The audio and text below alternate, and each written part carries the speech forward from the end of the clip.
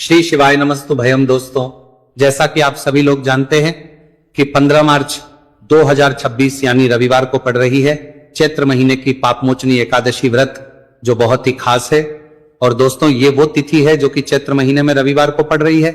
दोस्तों, इसी दिन किया जाने वाला पंडित जी द्वारा बताया गया एक लाल फूल और एक सफेद फूल वाले उपाय आप लोगों को जरूर करना चाहिए, क्योंकि दोस्तों ये एक ऐसा उपाय है जो कि हर दिन नहीं किया जाता। चैत्र महीने में जो रविवार की एकादशी तिथि आती है उसी दिन किया जाता है। अगर आप लोगों ने इस उपाय को नहीं किया है या किसी कारणवश नहीं कर पाए हो तो इस चैत्र रविवार एकादशी तिथि के दिन इस उपाय से मत चूकना। दोस्तों देखिए, यह दिन इतना खास होता है, इतना महत्वपूर्ण होता है। देखा गया है कभी कभी बड़े बड़े पूजा पाठ अनुष्ठान से जो मनोकामना पूर्ण नहीं होती है, वो चैत्र रविवार के दिन एक छोटे से करने से ही आपकी मनोकामना पूर्ण हो जाती है। और बहुत सारे लोगों ने इस उपाय को किया भी है और उनको इस उपाय को करने का फल भी जरूर मिला है। अगर आप लोग भी इस उपाय को इस रविवार के दिन करना चाहते हैं तो आप इस उपाय को पहले अच्छे से समझ लेना, सुन लेना, उसके बाद करना। आपको इस उपाय का फल जरूर मिलेगा, आपकी सभी मनोकामनाएं पूरी हो जाएंगी। दोस्तों, हम आपको यहां पर बता दें कि ये जो एक लाल फूल और एक सफेद फूल वाले उपाय है, ये उपाय पंडित जी ने अपनी अभी की सीहोर की कथा में ही बताया है।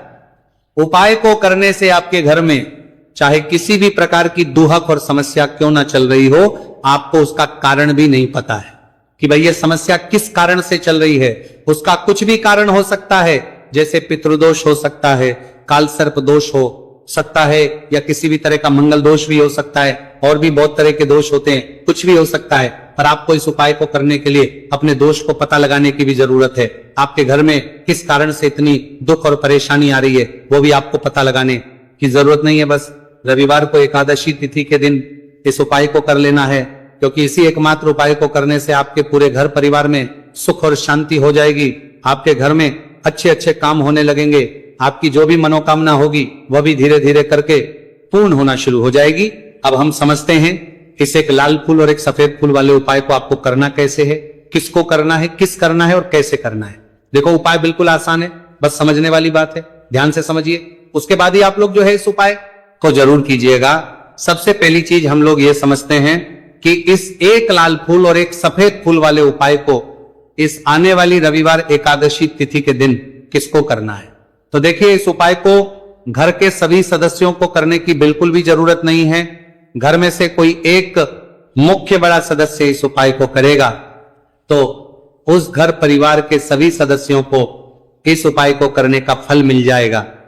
पर वो बड़ा सदस्य कौन होगा, कौन व्यक्ति इस उपाय को करेगा, तो यहां पर देखिए हम आपको बता दें, घर की जो बड़ी माताएं बहनें होंगी, घर की बड़ी माताओं बहनों में से कोई भी एक माता बहन इस वाले उपाय को कर सकती है अपने पूरे घर परिवार के लिए।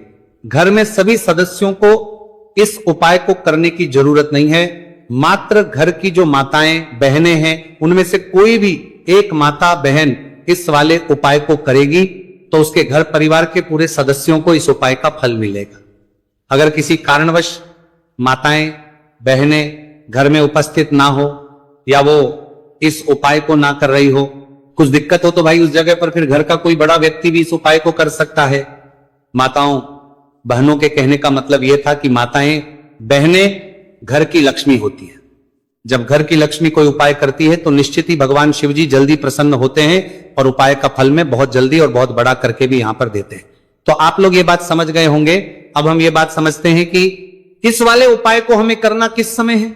एक लाल फूल और एक सफेद फूल वाले उपाय को हमें एकादशी तिथि के दिन करना किस समय है।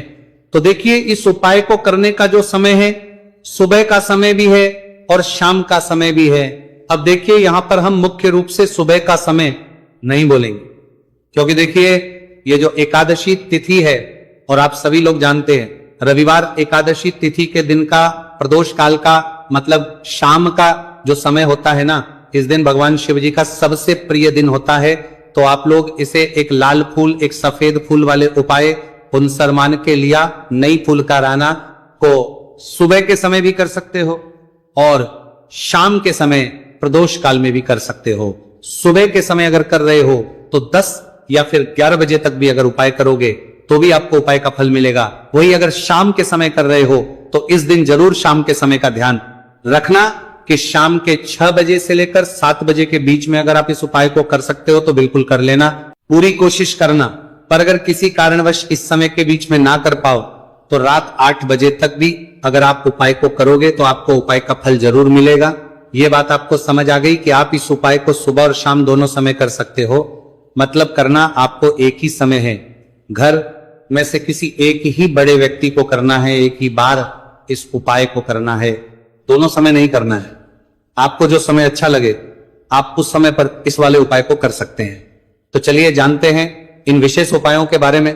लेकिन उससे पहले जो भी मेरे भाई मेरी प्यारी बहनें आज चैनल पर पहली बार आए हैं या मेरी आवाज आज पहली बार सुन रहे हैं, अगर आप भी महादेव के सच्चे भक्त हैं तो वीडियो को लाइक और चैनल को सब्सक्राइब जरूर कर ले और कमेंट बॉक्स में लिखें हर हर महादेव। देखो अब सबसे पहली बात आती है कि इस उपाय को हमें करना किस लिए है। जैसा कि हमने अभी आपसे बोला कि इस उपाय को करने के बाद आपके जीवन में बहुत सारी खुशियां आएंगी, आपकी मनोकामनाएं पूर्ण होंगी, आपकी धन की समस्या दूर होगी, आपकी पैसों की समस्या दूर होगी।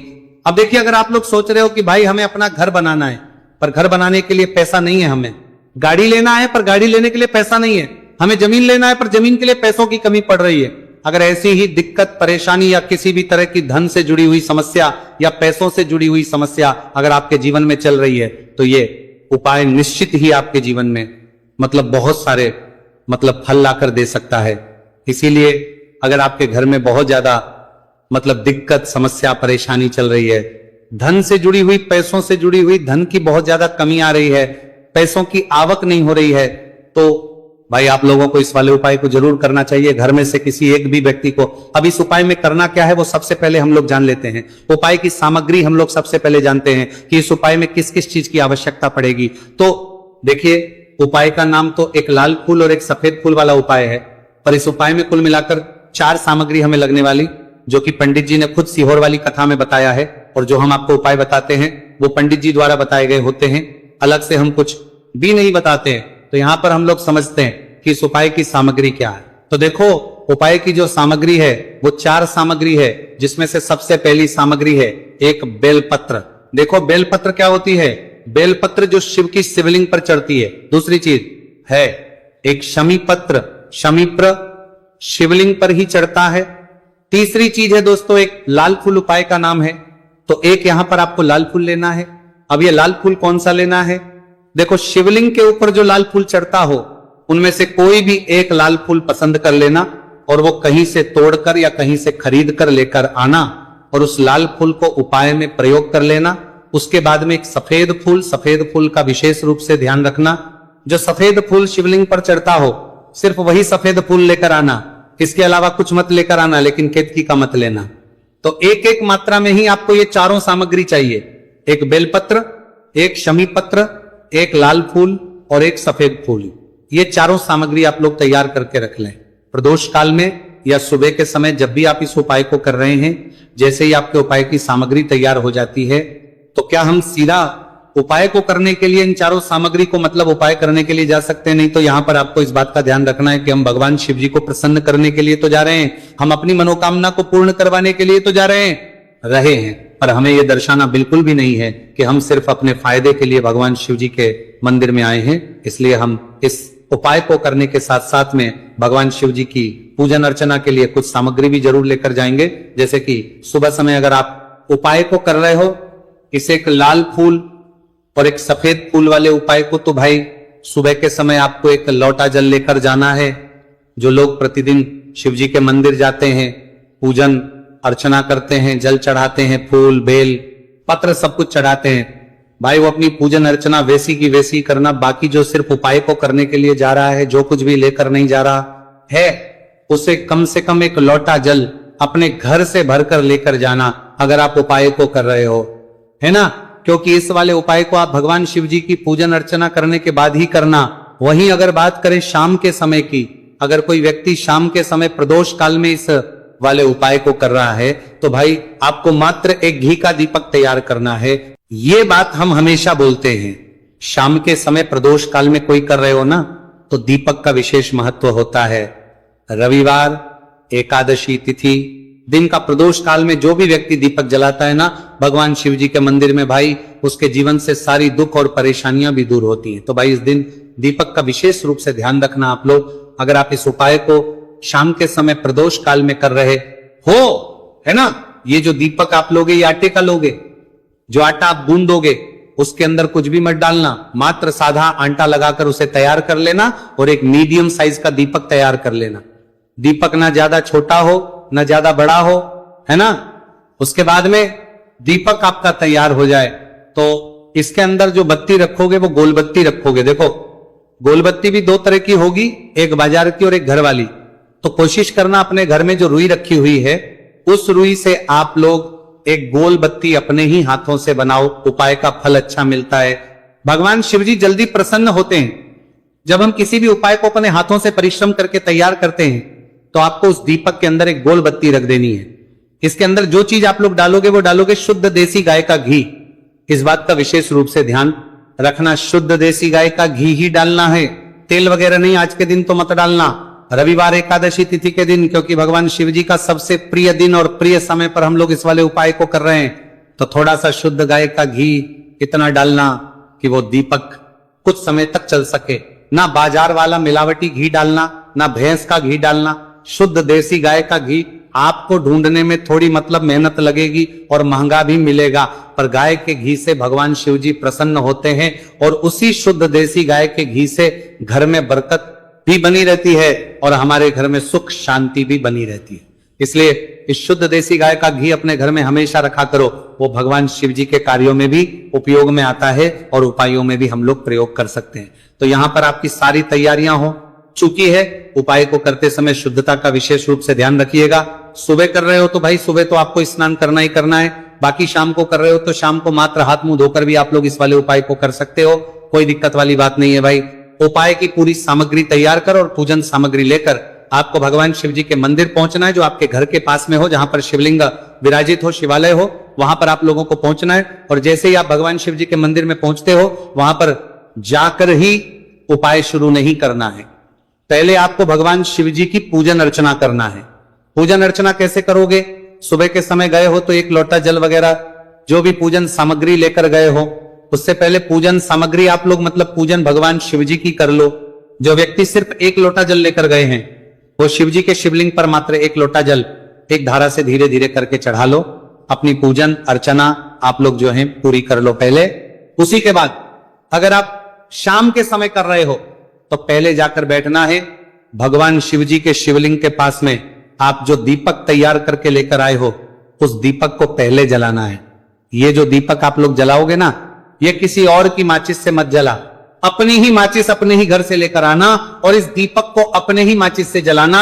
अगर आपने मंदिर की माचिस या किसी और की माचिस ले ली, इस उपाय को करने में इस उपाय का फल उस व्यक्ति को भी बहुत मिल जाएगा। इस बात का ध्यान रखना, अपने घर से अपनी ही माचिस लेकर जाना और इस दीपक को जलाना। दीपक को जलाने के बाद भगवान शिव जी की शिवलिंग के पास में रख देना। शिवलिंग के इतना पास में मत रखना कि शिव जी को आंच लगे, थोड़ी सी दूरी बनाकर ही जो है इस दीपक को शिवलिंग के पास में आप लोग रख दीजिएगा। अब जैसे ही आपकी पूजन अर्चना हो जाती है भगवान शिव जी के शिवलिंग के सामने या आसपास कहीं पर भी बैठ जाइए उपाय को करने के लिए। और उपाय को करने से पहले आप लोग अपनी वो चारों पूजन सामग्री निकाल लीजिए, उपाय की जो सामग्री है वो निकाल लीजिए और भगवान शिव जी के शिवलिंग के ऊपर एक माता अशोक सुंदरी जी का स्थान देख लीजिए। माता अशोक सुंदरी जी का जो स्थान होता है वो जलाधारी के ऊपर होता है, जलाधारी के बिल्कुल बीचों बीच में होता है। आप लोगों ने देखा भी होगा शिवलिंग की जलाधारी होती है, जलाधारी के बिल्कुल बीचों बीच का जो स्थान होगा वो माता अशोक सुंदरी जी का स्थान होगा, क्योंकि यहीं पर हमें ये जो है उपाय को करना है सबसे पहली चीज। अब हम उपाय को करना शुरू करते हैं। आप सबसे पहले अपनी एक बेलपत्र उठा लो। एक बेलपत्र को आपको माता अशोक सुंदरी जी वाले स्थान पर सबसे पहले समर्पित करना है। बेलपत्र की डंडी का मुख होगा जलाधारी की तरफ जहां से जल बहता है और नीचे गिरता है, और बीच वाली बड़ी पत्ती का मुख मतलब शिवलिंग की तरफ होगा। इस तरीके से आपको इस बेलपत्र को माता अशोक सुंदरी जी वाले स्थान पर समर्पित कर देना है। उसके बाद में अपनी एक शमी पत्र उठा लो जो आप उपाय के लिए लेकर आए हुए हो। शमी पत्र को उठाकर शमी पत्र की भी जो डंडी का भाग होगा वो जल की तरफ करके, जहां से जल बहता है नीचे गिरता है उस तरफ करके, और पत्ती वाला भाग शिवलिंग की तरफ करके इस शमी पत्र को भी उस बेल पत्र के ऊपर आपको समर्पित कर देना है। समर्पित करने के बाद अब आप ले लो अपना एक लाल फूल जो आप उपाय को करने के लिए लेकर आए हुए हो। इस लाल फूल का जो खिला हुआ भाग होगा, चाहे वो गुलाब का फूल हो, चाहे कोई सा फूल जो शिवलिंग पर चढ़ता हो, भाई उस फूल का जो खिला हुआ भाग होगा वो शिवलिंग की तरफ होगा। बाकी जो पीछे का भाग होगा फूल का वो जलाधारी की तरफ, जहां से जल बहता है नीचे गिरता है उस तरफ होगा। और आखिरी में आपका जो एक सफेद फूल बचा हुआ है, इस सफेद फूल को भी आपको लेना है और सफेद फूल का जो खिला हुआ भाग होगा वो शिवलिंग की तरफ होगा, जहां पर शिवलिंग रखा हुआ है उस तरफ होगा, और डंडी का भाग जलाधारी के पीछे की तरफ हो जाएगा। मतलब जो जहां से जल बहता है और नीचे गिरता है, जब आप एक बेलपत्र, एक शमी पत्र और एक लाल फूल, एक सफेद फूल चढ़ा रहे हो, तो उस समय आप लोगों को कांता भगवान या कांता चक्र का नाम लेते हुए ही जो है इस उपाय को करना है, और भगवान शिव जी और नारायण जी का स्मरण करते हुए ही इस उपाय को आपको करना है। तो जब भी आप एक बेलपत्र, एक शमी पत्र, एक लाल फूल और एक कमी हो रही है, जो भी दुख और समस्या परेशानी चल रही हो, आपको अपनी वो दुख और जो है भगवान शिव जी से उपाय को पूरा करने के बाद वहीं पर पास में बैठकर बोल देना है, हाथ जोड़ के आंखें बंद करके अपनी परेशानी और श्री शिवाय नमस्तु भयम का जाप करना है। दोस्तों आज हम